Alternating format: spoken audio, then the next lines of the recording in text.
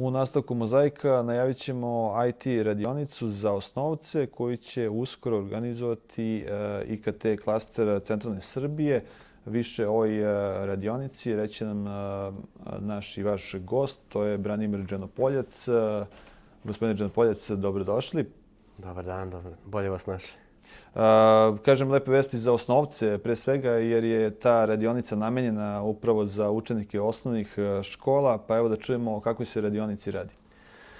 Pre svega mi želimo da IKT klaster je već pokrenuo neke samostalne radionice za starije, za sve ostale nezaposlene, mlade i srednjih godina ljude. Sada smo htjeli da se usmerimo malo na osnovce jer odatle treba krenuti.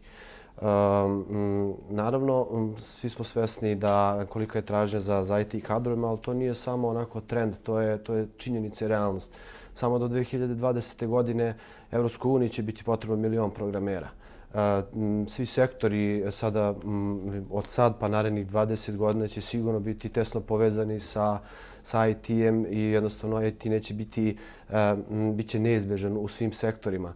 Zato mi sad polako želimo da najmlađe motivišemo da razmišljaju na tu stranu. Naravno, ne mogu svi da se bave IT-em, ali želimo samo da predočimo mladima da postoje neki interesantni načini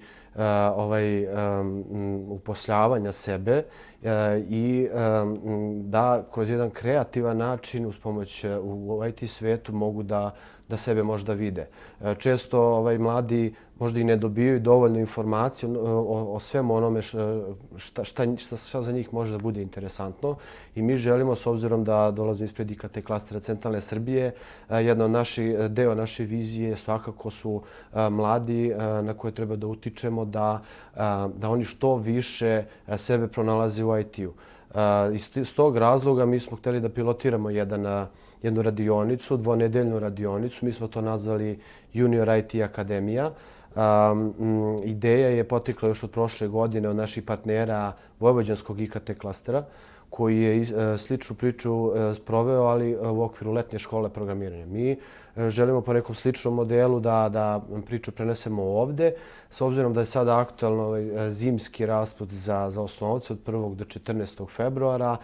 U tom periodu mi planiramo da organizujemo i radionice gde oni mogu da se upoznaju sa osnovama programiranja i pravljenja animacija. Kurs će trajati 2 nedelje, 3 puta nedeljno po 2 školska časa. Šta će raditi deca? Šta će naučiti? To sam htio da kažem. Imamo 3 osnovne teme, naravno za koje mogu da se roditelji opredele da upišu svoju decu. Prva je programiranje igrica i pravljenje igrica u programu Scratch. Druga je pravljenje flash animacija. I treća tema je pravljenje mikro web sajtova u WordPressu. Te 3 teme, znači ove prve 2 teme su namenjene uzrastu od 2. do 8. razreda osnovne škole, a treća tema je od 5. do 8. razreda. Naravno da će grupe da se formiraju u skladu sa uzrastom. Nećemo sigurno kombinovati 2. i 8. razred, ali sve to zavisi od broja prijavljenih dece. Mi ćemo tako formirati i grupe i raspodelit ćemo ih u tom periodu od 1. do 14. februara. Još da pomenem da će ta 3 termina nedeljno biti u periodu od 10 do 15 časova i tako će, znači, naravno u skladu sa prijavljenim brojem i uzrastom dece, mi ćemo tako da formirati grupe do 9 učenika po grupi.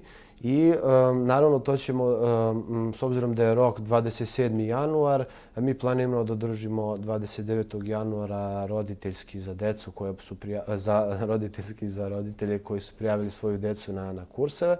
I da nikako ne zaboravim da napomenem, sve ovo organizujemo u saradnji sa Biznis inovacijnim centrom gdje ćemo i održavati te obuke, tako da će sam taj roditeljski sastanak biti u Biznis inovacijnom centru, ali to ćemo naknadno, naravno, kako se budu prijavljivali roditelji, njih ćemo obaveštavati i o terminu i o vremenu kada mogu da dođu sa svojim decom na taj roditeljski.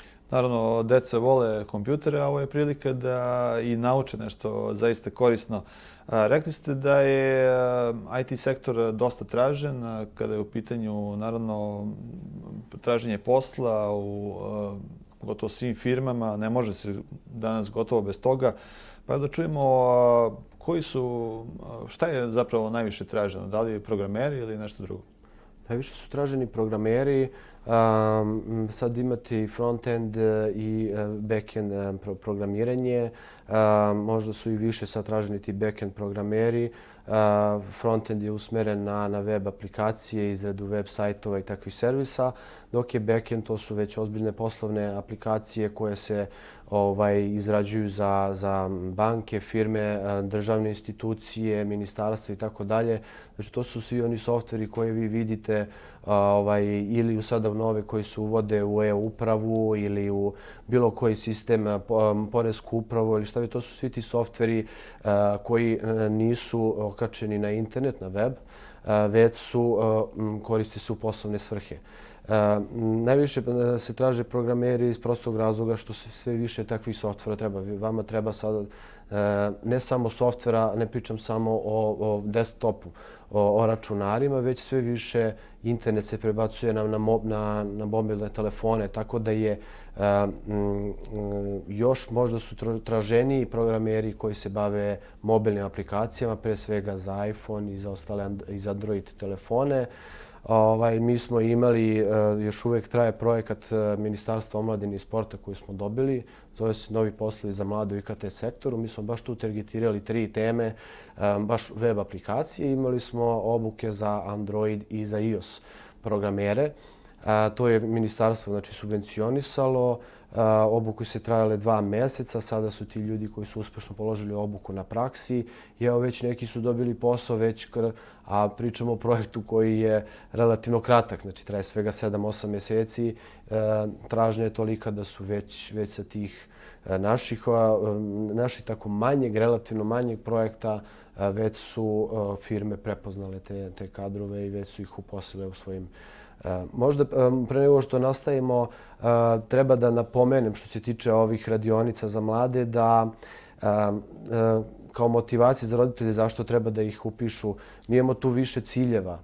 Pre svega, deca treba da se postaknu da ne samo da budu korisnici igara, već da probaju da i sami naprave neku igricu, aplikaciju, animaciju. Na ovaj način oni razvijaju svoje sposobnosti rješavanja problema i analitičko razmišljanje. I ove naše radionice treba da postaknu mlade da se i dalje usavršavaju u ovoj oblasti. To sve ide u prilog priče o IT-u jer mi želimo onako na nivou centralne Srbije, za sada najviše na teritoriji Kragujevca, da objedinimo te aktere iz IT-a jer želimo da ovaj deo Srbije malo ojačamo i da zato je i osnovan IKT klaster centralne Srbije koji treba da ojača ovaj deo IT industriju u ovom delu Srbije kako bismo bili konkurentni kako i u ostatku Srbije, a i van. Dosta ljudi traži posao i želi možda da nauči neki program. Evo, ovo je prilika da naši gledalci saznaju koliko je potrebno recimo da se nauči neki traženi program i da se ovlada njim. Ja volim da pre svega sve one, da ne bude samo u IT-u ima posla, ići ću da budem programer. Bitno je da napomenem da je to veoma specifično zanimanje i uopšte nije jednostavno i zahteva ogromnu posvećenost. Kao što znate, to je za one koji, kao što je naš kolega rekao, za one kojima to nije interesantno, zna da bude veoma dosadno i naporno. Jer se tu sedi po 8, 10, 12 sati isključivo za računarom. Tako da, a s druge strane, zahteva posvećenost, jer vi kad uđete u taj svet morate konstantno da učite. Jer ono što naučite danas možda za godinu, 2 neće važiti. Jednostavno morate stalno da učite da se unapređujete. Tako da svi oni koji razmišljaju se bave IT-em, ima posla, ali traži ogromnu posvećenost i jednostavno privrženost IT tehnologijama. Tako da za one koji su skloni tome, koji time žele da se bave i mogu da se bave, za relativno kratak vremenski period mogu da se kroz niz naših kurseva i drugih kurseva s jedne strane, a s druge strane kroz praksu, probni rad u firmama mogu za period do godinu dana da se osposobe da rade taj posao s jedne strane, a za 2 godine aktivnog rada učenja i na poslu i van njega oni mogu da postanu veoma konkurentni na tržištu radne snage, jer se, pogledat ćete sad na Infostudiju, oko 50% poslova su iz IT-a. Da. Da se tako izrazimo, potrebno je da stalno updateuju svoje znanje u ovoj oblasti. Vaš klaster se bavi obukama i mladih i starijih. Kakvi su planovi inače za 2016. i da li vam dolaze recimo, da kažem, pripadnici starijih generacija? Pa sad šta smatrate po starijim? Ali recimo da nam dolaze od 20 do 40 i više godina su do sada pohađali naše obuke. Tako da naravno nema nekog preduslova sem da osoba mora da uči. Postoji neko samo nepisano pravilo da do određenih nekih godina je moguće baviti se aktivno programiranjem zbog jednostavno brzine, preciznosti koja sa godinama nestaje. To je specifično ovom zanimanju, tako da nećete naći programera koji sada sedi i kuca kod u 60 godina. Takvi ljudi sa tolikim iskustvom mogu da budu, više su uključeni u neke menadžerske pozicije kao mentori za nekim projektima, ali pre svega, da kažem, mladi od 19 do 40 godina su da kažem idealni za programiranje, naravno uvek postoje izuzeci. Za kraj, kakvi su planovi za 2016. Počinjete sa ovom IT radionicom za najmlađe. U kratkim crtama, šta očekujete u 2016? Naravno, ovo će biti samo pilot radionica. Ako to dobro prođe, mi planiramo da razvijemo čitav kurs koji bi trajao više meseci, tako da za roditelje odmah kažemo da neće samo zadržati se na ovome, već ćemo imati kompletan kurs posle toga koji će mladi moći da nastave, naravno oni koji su zainteresovani da nastave dalje da se usavršavaju u ovoj oblasti. To je jedna stvar. Mi naravno imamo još dosta stvari koje planiramo, i IT konferenciju i dosta nekih projekata koje pišemo, a koji nisu deo ove priče, tako da je obuka, neformalno obrazovanje kadrova za oblast IT-a je samo jedna od stvari koja IT klaster radi, ali siguran sam da ćemo imati prilike da pričamo i o ovim novim aktivnostima narednim koje vaš klaster sprovodi. Naravno, o tom potom. Gospodine Đenoboljac, hvala vam na razgovoru i puno uspeha u 2016. Hvala i vama.